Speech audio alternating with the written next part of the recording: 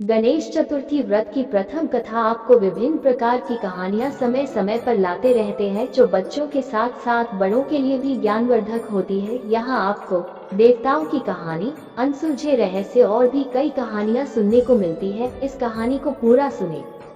श्री गणेश चतुर्थी व्रत की पौराणिक कथा के अनुसार एक बार भगवान शिव व माता पार्वती नर्मदा नदी के तट पर बैठे हुए थे, जहां माता पार्वती ने भगवान शिव से चौपड़ खेलने को कहा।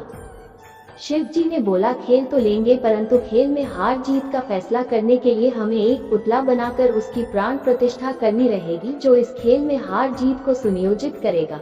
इस पर पार्वती जी भी राजी हो गई थी। तत्पश्चात शिव जी ने एक पुतले की प्राण प्रतिष्ठा की और उससे कहा, बेटा, हम चौपड़ खेलना चाहते हैं और खेल में हार जीत का फैसला तुमको करना होगा कि हम दोनों में से कौन हारा और कौन जीता।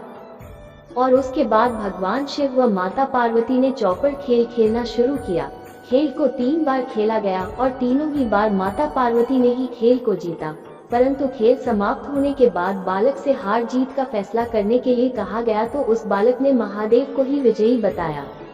ऐसा फैसला सुनकर माता पार्वती को क्रोध आना निश्चय था और उन्होंने क्रोधवश उन्होंने बालक को श्राप दे दिया कि तुम लंगड़े और कीचड़ में पड़े रहोगे। जिसके बाद बालक ने माता पार्वती से माफी मांगी और कहा कि यह मुझसे अज्ञानतावश हुआ है, मैंने किसी द्वेष भाव से ऐसा नहीं किया था। जब बालक द्वारा क्षमा मांगी तो माता ने कहा, यहाँ पर गणेश पूजन के लिए नाग कन्याएं आएंगी, उनके कहे अनुसार तुम गणेश व्रत करो, ऐसा करने पर तुम मुझे प्राप्त करोगे। ऐसा बताकर माता पार्वती शिव के साथ कैलाश पर्वत पर लौट आई। पूरे 1 वर्ष के बाद वो स्थान पर नागन्याएं आई। तब नागन्याओं से श्री गणेश के व्रत की संपूर्ण विधि मालूम कर उस बालक ने 21 दिन तक लगातार गणेश जी का व्रत पूजन किया। उस बालक की सच्ची श्रद्धा को देखकर गणेश जी प्रसन्न हुए। उन्होंने बालक को मनोवांछित फल मांगने के लिए बोला। उस बालक ने कहा, हे विनायक, मुझ में इतनी शक्ति दीजिए कि मैं अपने पैरों से स्वयं चलकर कैलाश पर्वत पर अपने माता पिता के पास पहुंच सकूं और वे ये देखकर प्रसन्न हो सके।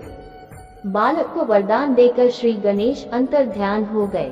इसके बाद वह बालक कैलाश पर्वत पर स्वयं पहुंच गया और कैलाश पर्वत पर पहुंचने की अपनी कथा उसने भगवान शिव जी को सुनाई।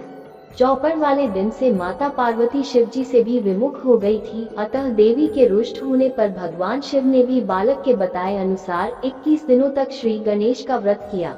इस व्रत के प्रभाव से माता पार्वती के मन से भगवान शिव के लिए जो नाराजगी थी वो समाप्त हो गई। तब यह व्रत विधि भगवान शंकर ने माता पार्वती को बताई। ये सुनकर माता पार्वती के मन में भी अपने पुत्र कार्तिकेय से मिलने की इच्छा जागृत हुई। तब माता पार्वती ने भी 21 दिन तक श्री गणेश का व्रत किया तथा दूर्वा, फूल और लड्डुओं से गणेश जी का पूजन अर्चन किया।